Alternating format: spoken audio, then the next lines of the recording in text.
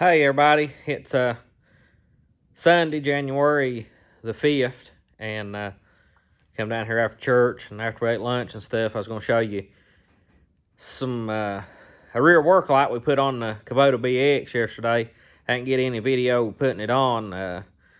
Clayton, he says, so when I do stuff like that, sometimes I tend to blow a gasket, so I didn't film it, but it wasn't too bad. Worked out pretty good, and I'll show you kind of what we did. And right here, you can see there Clayton got it's LED light, and there's already a hole drilled there in the roll bar, and we just mounted our mount in it and got the light angled down to where we can see our implement behind us. Way it's just easy to adjust. We can tilt it up or whatever we need to do as far as the angle. And these Kubotas have a couple hot power wires that come back out here in the back, and we have it tied into this one. I didn't have any of the round connectors, bullet connectors, whatever you want to call them, so I just spliced into the wire to get my power. But one of those connectors, the one we have it hooked to, turns power on with the switch, and one of them has power to it all the time. And I wanted to hook it in with the switch, so when you turn your key switch off, your power cuts off. That way it won't drain the battery, or switch won't actually accidentally get knocked on and run our battery down. We just run our wire right up the side of the roll bar. I probably could have run it down through it, but we didn't. But it'll be okay like it is. I might eventually run it down through this hole up here and down through the roll bar. But when we put our switch right down here on the console, I think maybe the third function switch goes in this hole right here. I'm not sure, but that made a good place for a light switch. I doubt if we'll ever have a third function switch on this. If we do, we'll move the light switch. And I'm not even sure that's what that's for, but I'm thinking it is, from watching some of the other people's channels. You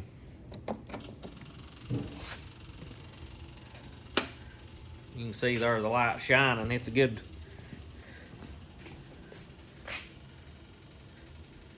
bright work light. We was gonna put one on both sides, but to mount them in the same place, this one would have been behind the slow moving sign. So we decided to just go with one for right now, but I may end up relocating the slow moving sign and putting it at a different place. I'm not sure. I don't want to take it off because we do get on the road some with it, and I'd rather leave it on there. For that, we might move it up here, mount it somewhere. I'm not sure what we'll do. We may just use this one light. Clayton said we could save the other one for a spare or put it on something else later. But that'll really help us. We don't work it a lot at night, but when you do, you need to be able to see.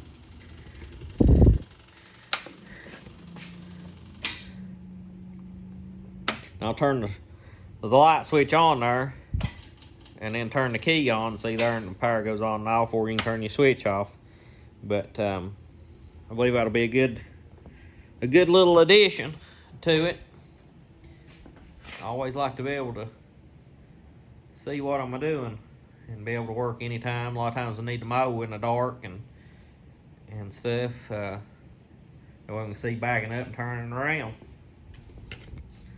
Here's Hayden's little car, 1990 BMW 325i, 5-speed.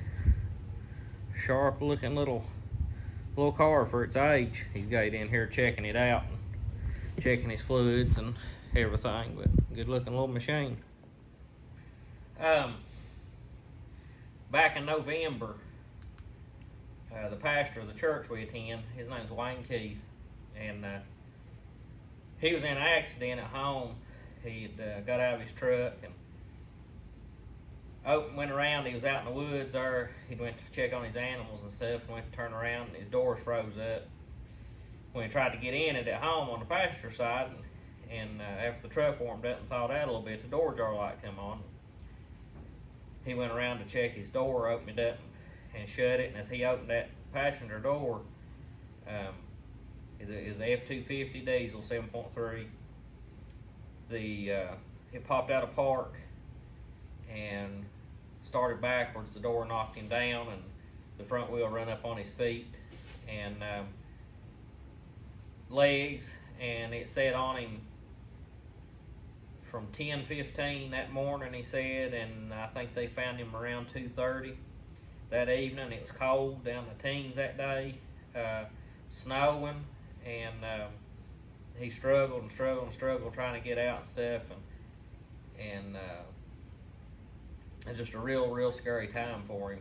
Had a long time, had trouble getting his body temperature back up, and had a lot of nerve damage and stuff in his legs, and they even at one point thought he might lose his right leg. The doctors did, but the next morning they said it was a miracle, and that he's able to keep his leg. He still is having a lot of pain with it, and he's able to walk now. He's still got a little bit of foot drop, and that right foot, it don't want to raise up, but they've got a brace for it.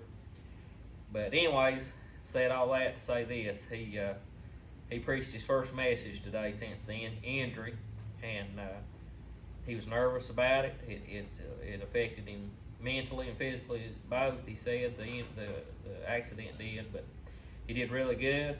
The Lord blessed him, and God showed him a miracle and showed us a miracle through him, through that recovery, and I think he'll continue to do good from it. But it was a real good church service, and I just want to thank God and all the ones that prayed for him through this, and just continue to remember him, the ones of you that don't know about it, and so if you pray, please pray for him that he'll have a full recovery from this accident.